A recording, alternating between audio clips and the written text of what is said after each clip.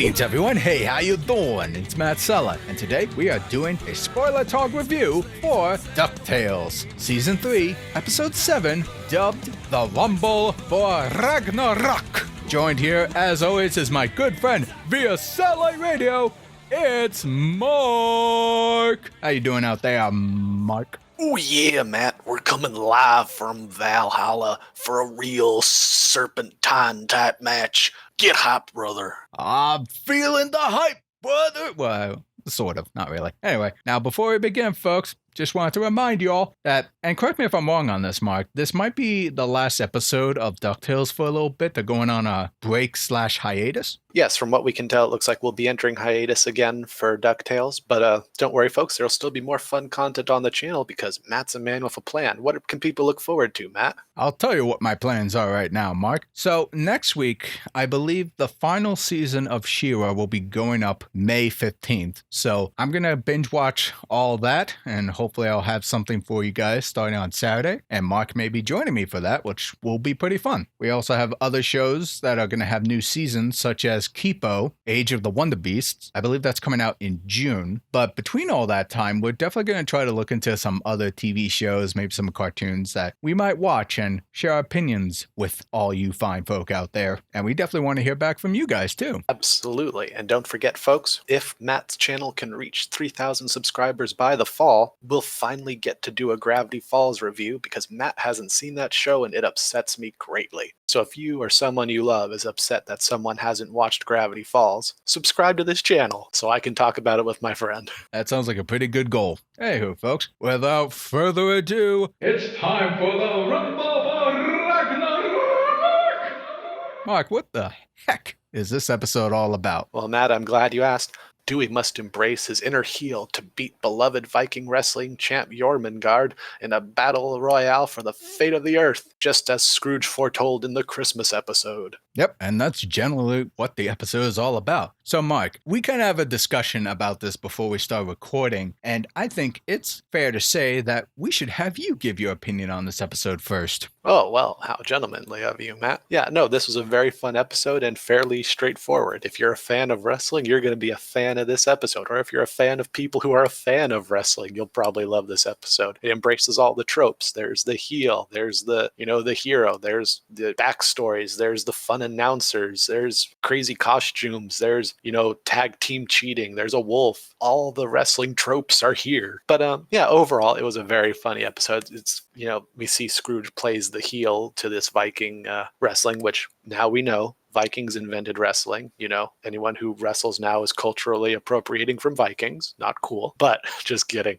And yeah, it's a lot of fun. And that was about it, really. It was really an interesting twist when, you're mentioning the world-eating serpent all the way back seasons ago. You really don't think you're going to get a wrestling episode. But there were some good morals here, particularly for Dewey, and I enjoyed it immensely. What about you, Matt? Yeah, definitely with our discussions before, this was kind of a cute, fun little episode, kind of like a one and done type deal. The problem is, I personally don't know if I'm just in a really weird place in my life right now, but I was over analyzing this entire episode. And quick disclaimer, folks, I'm actually not into wrestling at all. It never really appealed to me. So a lot of the tropes and the characteristics that come up with this wrestling championship, a lot of it went over my head, and I'll acknowledge that. With that being said, I don't know, I was half expecting this episode to have a twist at the end where things were on the line with the world serpent threatening to destroy the world so everyone can come to Valhalla or something like that. And it was up to Scrooge and his family to kind of annually defeat the world serpent to keep the world intact. And at the end, I was assuming the kids were getting all hyped over this adventure, but it turned out that, it was actually just a friendly little annual spar or something that Scrooge and the World Serpent do. And the whole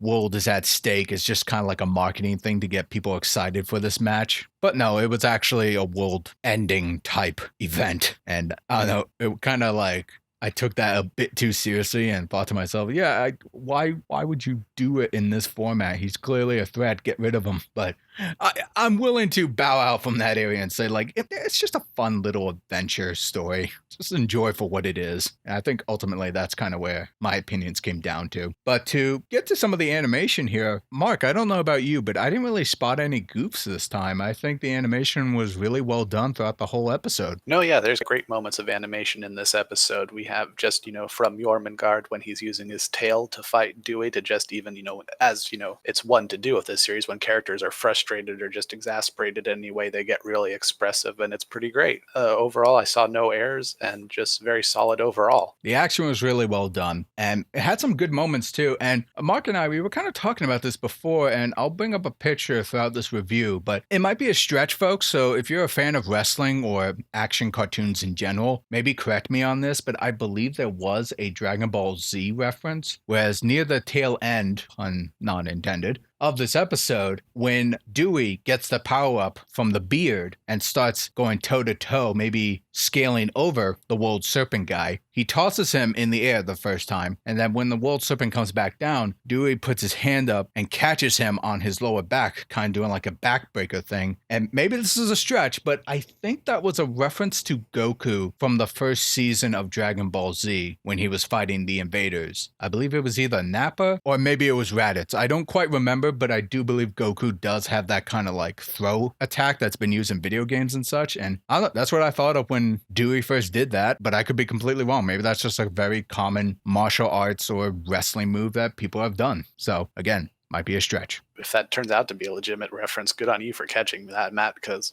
I apparently have not been a good DBC fan and don't remember much. That's fair. It is a lot of episodes and a lot not going on. Gotta love the screaming. But yeah, I think overall just a fun episode and we enjoyed it. But anything else to add, Matt, before we wrap this up? Not really. Pretty much, if you guys want to know exactly where I stand, I was pretty much Huey in the episode, trying to make logical sense of what's going on and freaking out because everyone else is enjoying it and I don't get it.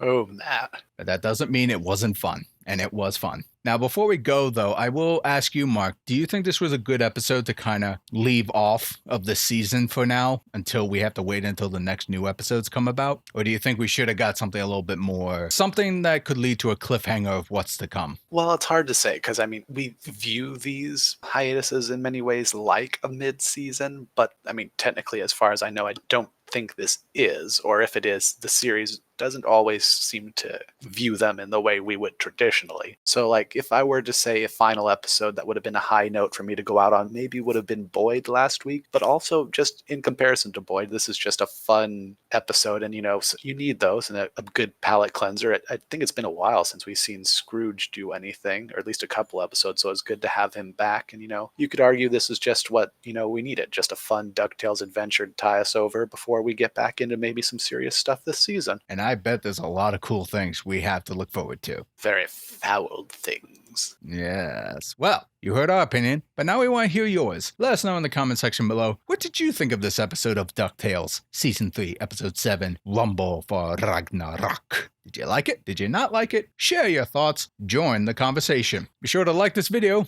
share, subscribe, ring that bell to be notified when new videos drop. And if you want to support me directly, please consider going to my Patreon or do a one-time donation at my Streamlabs. And especially go to my Patreon because this month is Mermaid, which means I have a lot of interesting drawings up there. Don't worry, they're family friendly for the most part. So head on over to my Patreon. Links are in the description below. This is Matt Stella. Oh yeah, and this is your man co-host Mark. Oh yeah. Thank you all for tuning in.